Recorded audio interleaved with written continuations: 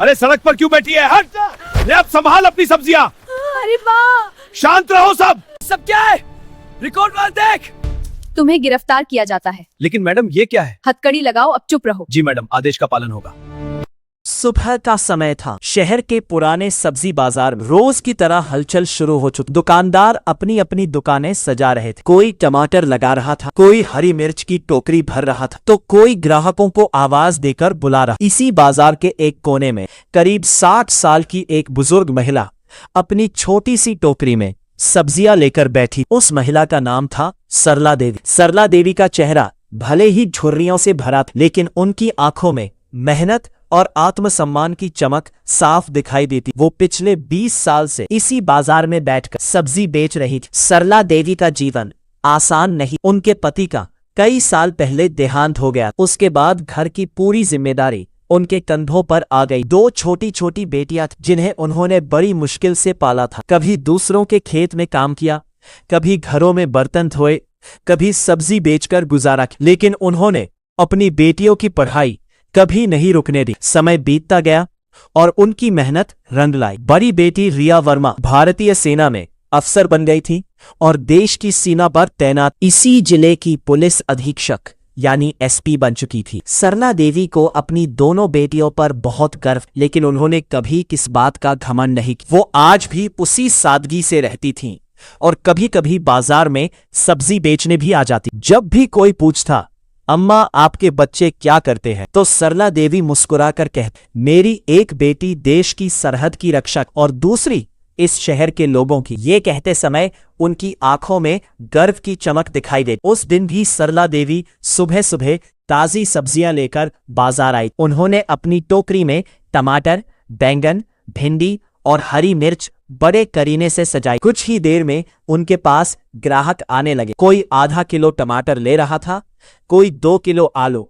सब कुछ सामान्य चल रहा। तभी बाजार में पुलिस की एक जीप आकर रुकी। जीप से उतरा एक सब इंस्पेक्टर, जिसका नाम था राकेश ठाकुर। राकेश ठाकुर पूरे इलाके में अपनी बदतमीजी और घमंड के लिए जाना जा। वर्दी पहनने के बाद उसे लगता था कि वो कानून से भी ऊपर। राकेश धीरे धीरे चलता हुआ सरला देवी की टोकरी के पास आकर खड़ा हो। उसने बिना कुछ कहे एक टमाटर उठाया और खाने लगा। सरला देवी ने विनम्रता से कहा, साहब अगर लेना हो तो मैं तौल देती। राकेश ने हंसते हुए कहा, अरे अम्मा, पुलिस वालों से भी पैसे लोगी क्या? सरला देवी ने डरते हुए जवाब दिया, साहब गरीब हूँ, मेहनत करके सब्जी लाती, कुछ तो पैसे दे दीजिए। बस यही बात राकेश को बुरी लगी। उसका चेहरा गुस्से से लाल हो। उसने जोर से चिल्लाते हुए कहा, तू मुझे सिखाएगी कानून? इतना कहकर उसने सरला देवी की पूरी टोकरी उठाई और सड़क की दूसरी तरफ फेंक। सारी सब्जियां सड़क पर बिखर गई। कुछ गाड़ियों के नीचे कुचल गई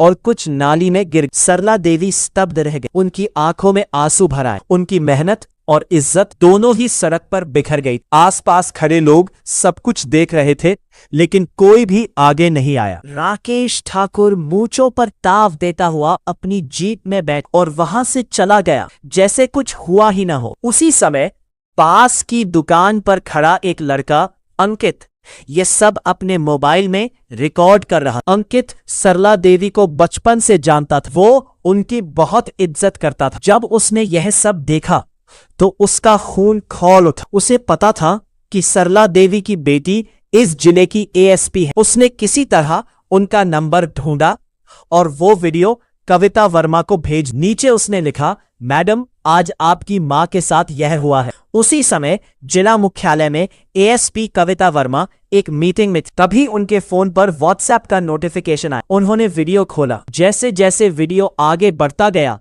कविता का चेहरा सख्त होता गया। जब उन्होंने देखा कि एक पुलिस वाला उनकी मां की सब्जी सड़क पर फेंक रहा है, तो उनकी आंखों में गुस्सा भर गया। उन्होंने तुरंत अपनी बड़ी बहन रिया को वीडियो भेज दिया, जो उस समय सीमा पर तैनात। रिया ने वीडियो देखते ही फोन किया, कविता मैं छुट्टी लेकर आ रही हूं, उस पुलिस वाले को छोड़ूंगी नहीं। कविता ने शांत आवाज में कहा, दीदी आपकी जरूरत देश की सीमा पर है, ये मेरा शहर है और न्याय मैं दिलाऊंगी। अगले दिन कविता ने एक योजना बनाई। उन्होंने तय किया कि वह सीधे एसपी बनकर थाने नहीं जाएंगे, क्योंकि अगर ऐसा हुआ तो सब पुलिस वाले डर जाएंगे और सच्चाई सामने नहीं आएगी। अगली सुबह उन्होंने साधारण सलवार सूट पहना और अकेले ही थाने पहुंच गए। थाने में वही सब इंस्पेक्टर राकेश ठाकुर बैठा। कविता ने धीरे से कहा, मुझे शिकायत दर्ज करवानी। राकेश ने पूछा, किसके खिलाफ? कविता बोली, आपके खिलाफ। राकेश हंस पड़ा।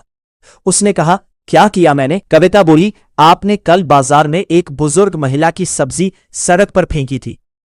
राकेश बोला, तो क्या हुआ? सड़क गंदी कर रही थी। कविता ने कहा, वह मेरी माँ थी। थाने में बैठे पुलिस वाले जोर जोर से हंसने लगे। राकेश बोला, जा यहां से, कोई एफआईआर नहीं लिखी जाएगी। तभी अचानक थाने के बाहर कई पुलिस गाड़ियां आकर रुक। जिले के बड़े अधिकारी अंदर आए और सीधे कविता के पीछे खड़े हो गए।